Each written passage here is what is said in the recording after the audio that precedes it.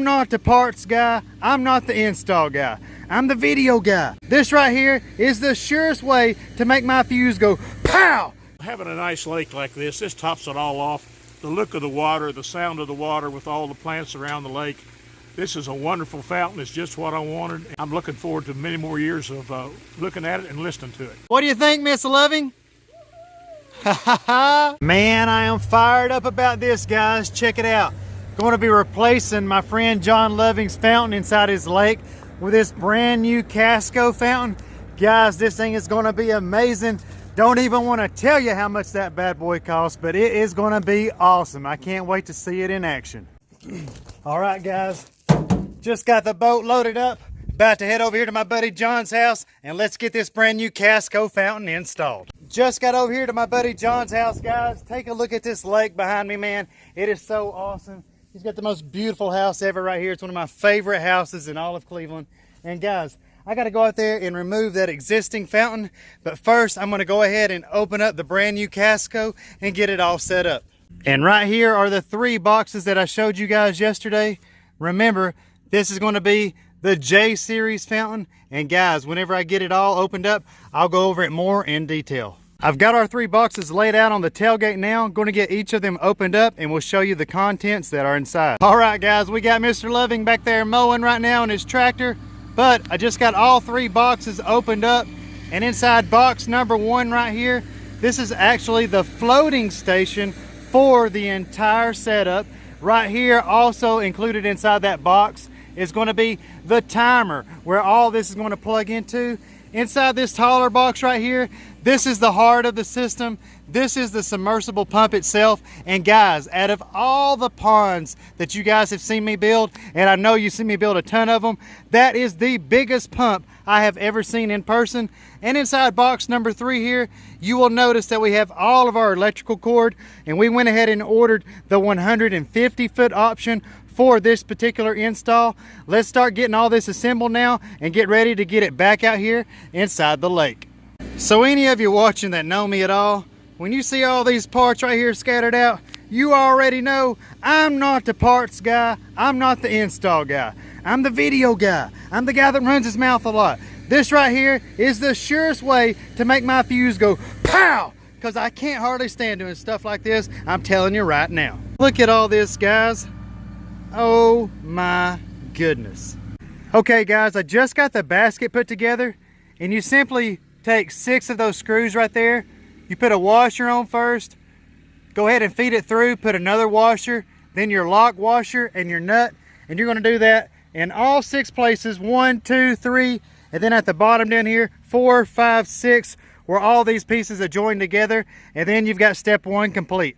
And the tools that I just used to snug all that up was just a regular Phillips screwdriver and a 3/8 wrench. I've already showed you guys the basket assembly, and what I'm doing now is taking the top float section and attaching it actually to the pump here, and we're doing that simply with our long screws that came with the kit. And we've got our split washer on first, then our flat washer on next. You can see I've already got 1, 2, 3 put in now.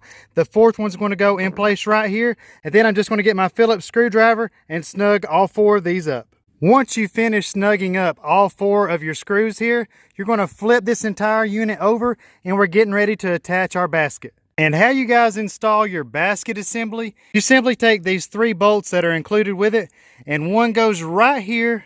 We've got another one right over there, and then the 3rd one is right here. And once we get those things threaded through here, you got to lift it up. You'll see I've got the nut right there on the back side. Once we get all 3 installed here, I will flip it over and snug all 3 of those up.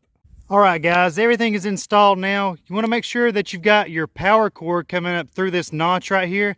And as an extra precautionary safety measure, I went ahead and zip tied it right here to this hole like it had in the instructions. I also attached the safety chain that is included with the kit, and I attached it right here at the rope connection where it meets the actual floating stand here. So now nothing is left to do other than load it up inside the boat.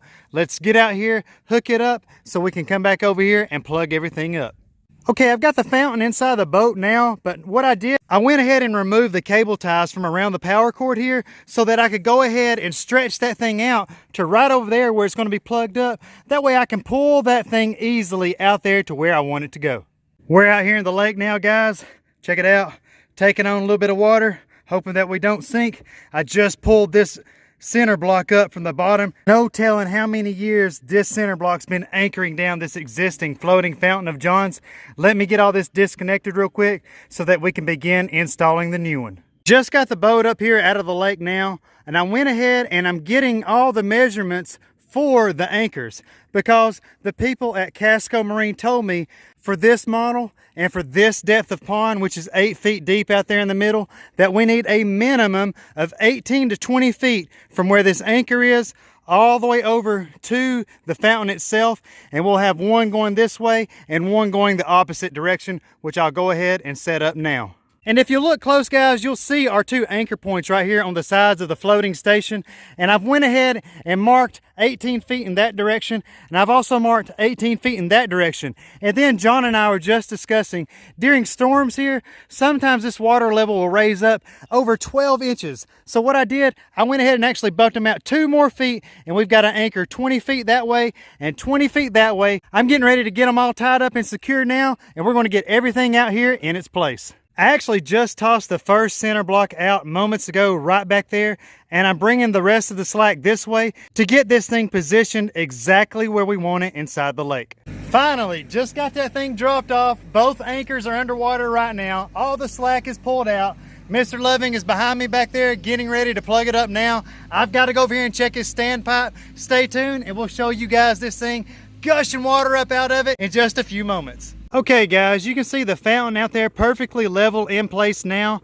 And what I'm doing right now is coming over here. I just finished mounting the timer right here on this old 4x4 post. This timer is included with this kit.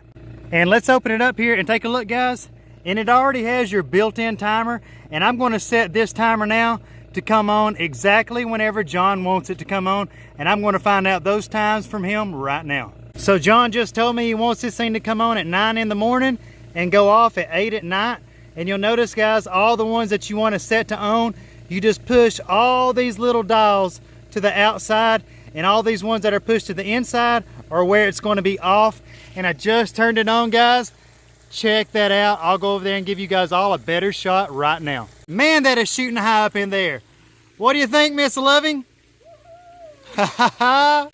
Man, look at that, guys. John and I were just sitting here discussing the new install. And you guys don't know this, but John had that existing fountain for what, John? 15 years. 15 years or so. And what he and I want to go over with all of you right now is maybe you're the homeowner that's got a home that nice. Maybe you've got a backyard this nice. And we'd like to go ahead and tell you right now just how much having the aspect of water present, the sound of water, what that does to the backyard living area. John, tell everyone here watching right now that may be contemplating getting a water feature of their own, just how much enjoyment you and Miss Loving have gotten out of that for the past 15 years. Well, having a nice lake like this tops it all off. The look of the water, the sound of the water with all the plants around the lake.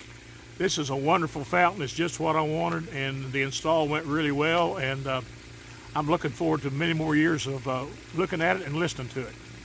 Thank you, John. And guys, I've already mentioned it before in the video, but John and I have been friends now since 2008. He first let us start doing jobs for him back when I was just a kid. He's been doing so many jobs with us now, guys, that I can't even hardly keep up with them all. But I'm going to walk around his beautiful lake right now. I'm going to flip the camera around and show all of you, wow, what a view right here. You've got to see this.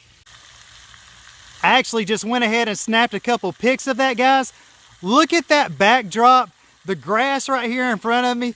That is one of the most beautiful sights that I have ever seen. And that fountain, guys, that is our 3/4 horsepower model. Man, that thing is just shooting up to the sky. I don't know if you guys can see it in the shot or not, but look at the mist coming off the top of that. If you guys don't think that pump is strong, I don't know what is, man. And the brand new Kasco series of fountains, guys, they are pulling less amperage than ever and actually delivering greater output than they've ever delivered in the past. These are by far the strongest Kasco floating fountains that have ever been made in the history of floating fountains. Let's go up here real quick, guys, to the patio and give every one of you a shot of what that looks like from the house. I have always loved this patio right here of Mr. and Miss Loving's.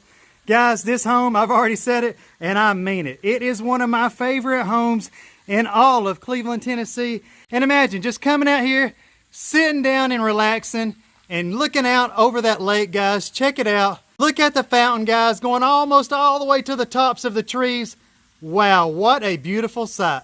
And the benefits of having a fountain inside your pond or lake goes far beyond just the visual aesthetics of having it. Guys, that right there is adding so much aeration to that pond, guys. If you've got fish inside your pond and you don't have that water moving, maybe you've not got a good inlet source and an outlet source, and that water becomes stale, maybe you get like a big green coating of algae over your pond every single summer. Guys, these fountains, when you've got them centrally located like that right there, they're pulling all that water up, and as that water is hitting, look at the rippling effect going outwards from that.